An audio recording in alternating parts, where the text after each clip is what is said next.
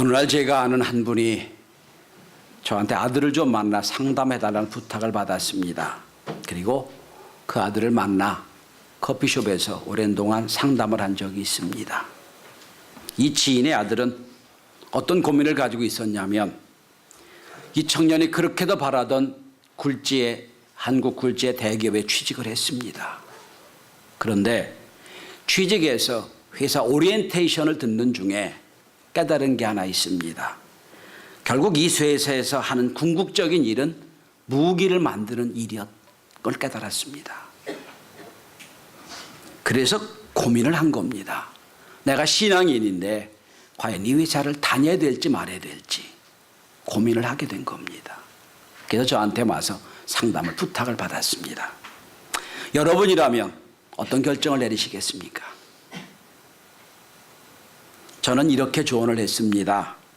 참 귀한 고민이다. 다른 사람들은 그 원하는 직장에 다니게 되고 돈 많이 벌게 됐다고 자랑하고 다닐 텐데, 너는 내가 하는 일이 사람을 살리는 일이 아니라 사람을 죽이는 일로 끝난다고 하니 그 때문에 고민한다는 건 참 귀한 일이다. 참 좋은 신앙을 가지고 있다. 칭찬하며 그렇게 조언을 했습니다. 두 가지를 조언했습니다. 첫째로, 그 정도 대기업의 좋은 직장에 들어갈 수 있는 실력이라면 다른 직장도 들어갈 수 있을 것이다. 좀 더 기다려보면 안 되겠냐. 다시 한번 도전해봐라 하는 조언을 하나 했고, 두 번째로, 그렇지 않다면 입사를 한 뒤 2년 3년 있다가 다른 회사로 경력직 사원으로 옮기면 어떻겠느냐.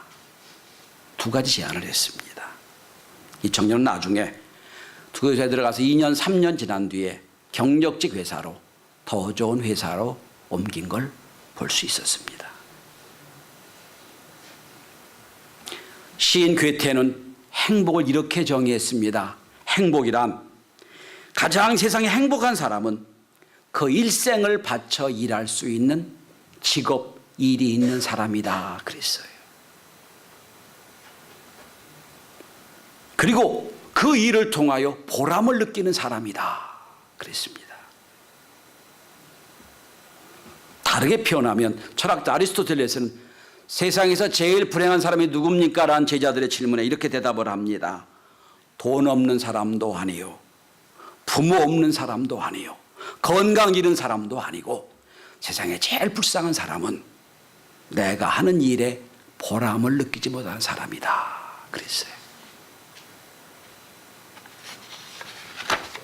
현대인이 불행하다고 느끼는 이유는 내가 하는 일에 대하여 보람을 느끼지 못하기 때문입니다.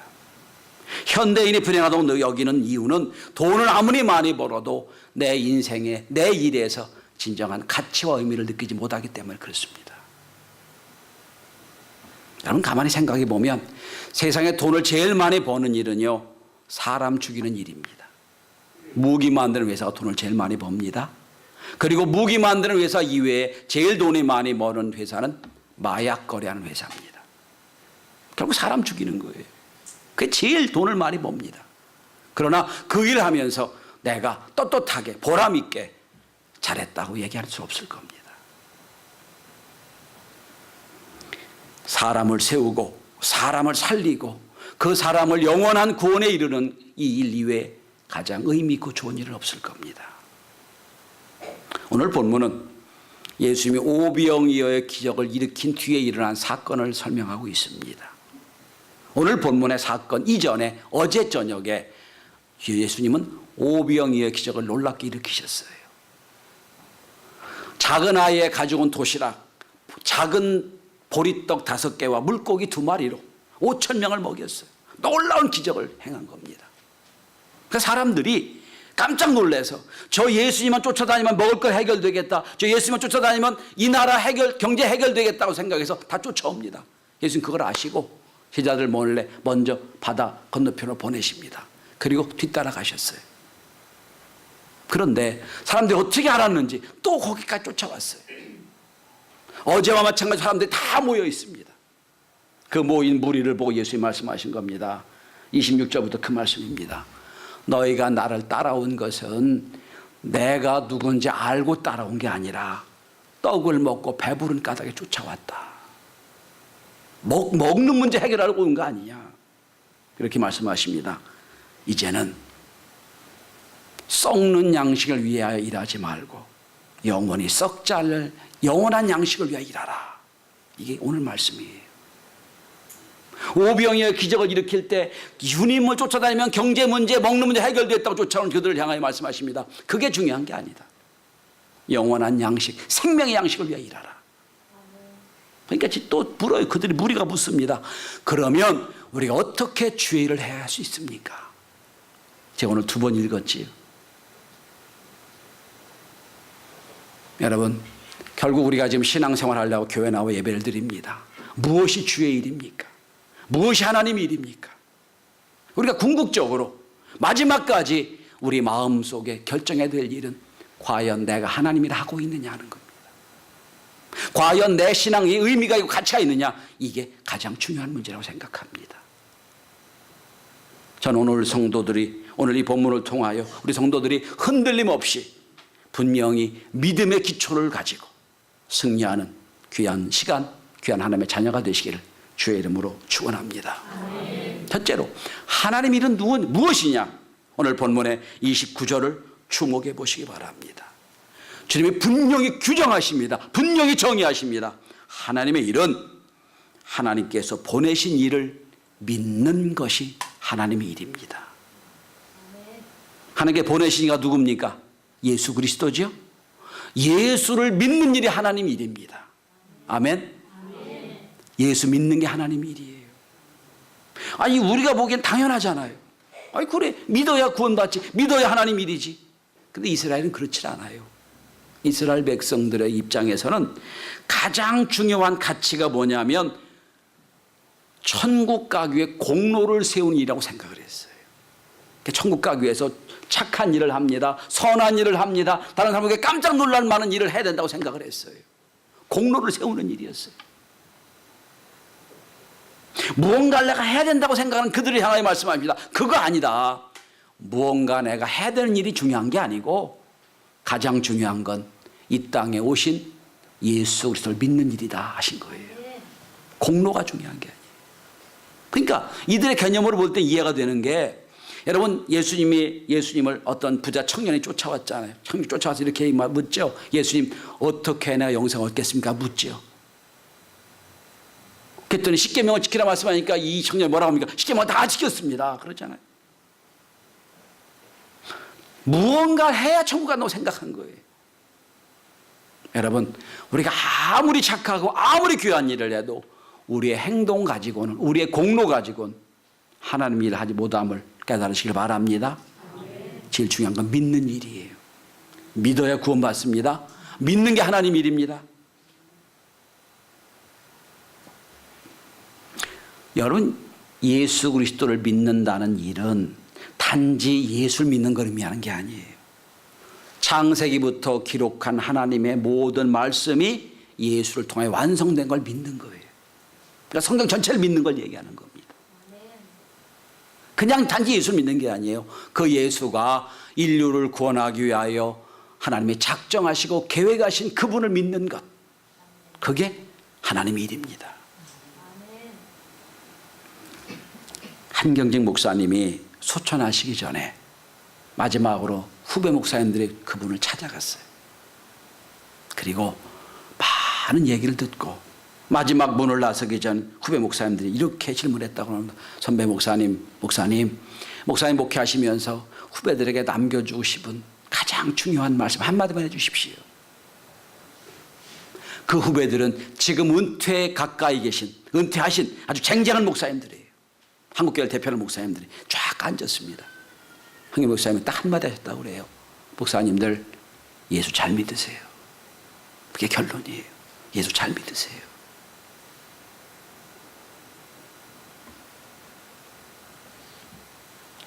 오늘 제자들이 묻습니다. 부리들이 물어요. 어떻게 하나님 일 합니까? 해야 하는 게 중요한 게 아니고 믿음이 중요한 거다 말씀하세요. 그래서 똑같은 말씀을 드리고 싶습니다. 예수 잘 믿는 것, 그게 하나님의 일입니다. 거기서 출발하셔야 됩니다. 좀 더 깊이 들어가 보면 그런 의미에서 보면 기독교의 가장 큰 적은 공산주의나 무신론자가 아닙니다. 가장 큰 적은 공로주의입니다.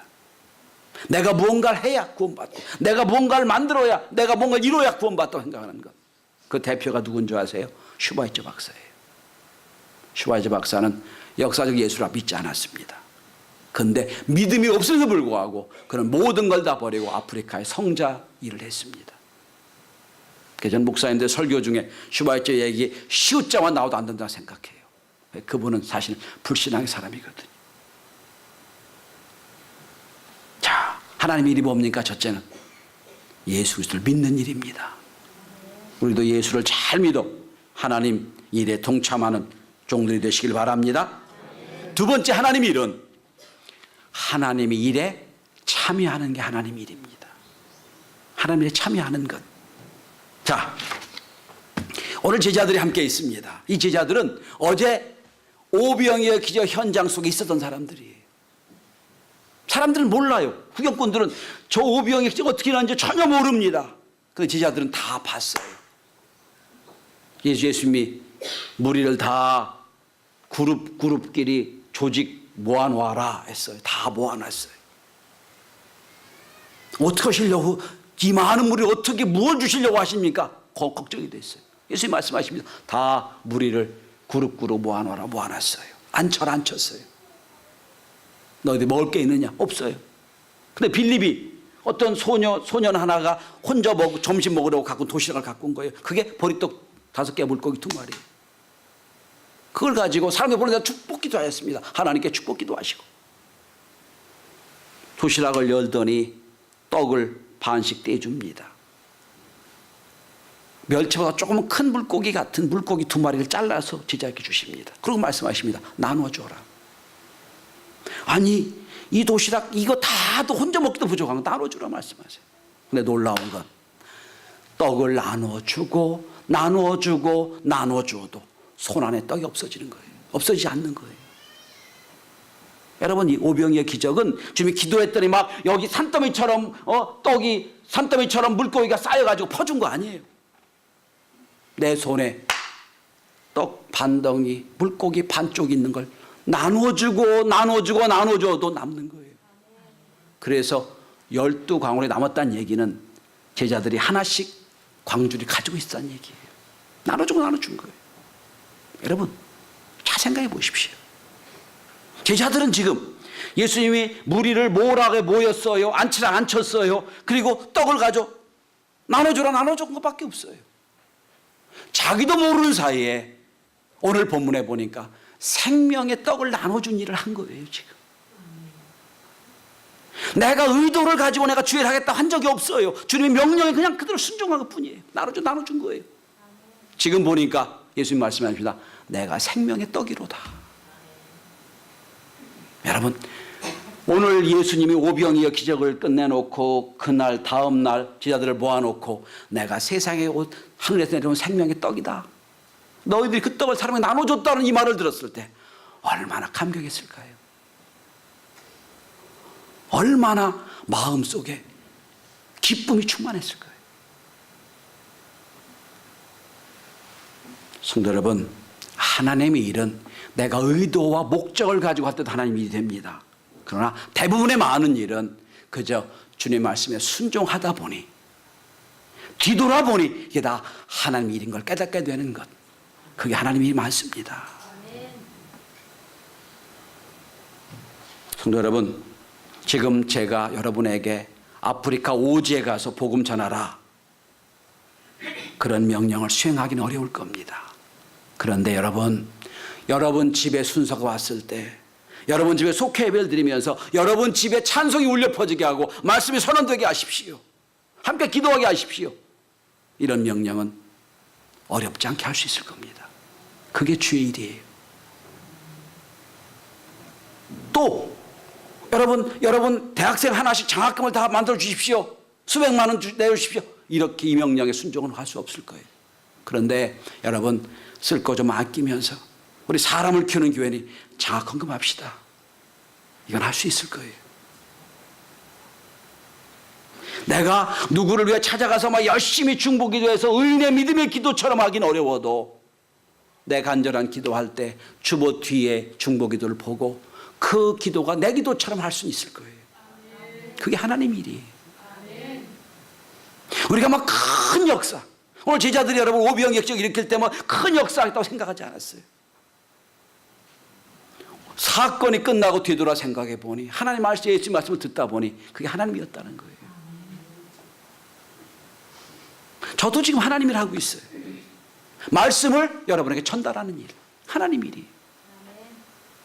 뭐 아프리카 오늘 오후에 이제 선교사 와서 말씀 전하겠습니다만 선교사처럼 밖에 나가서 막 위대한 일을 못해도 저도 지금 하나님을 하고 있는 거예요.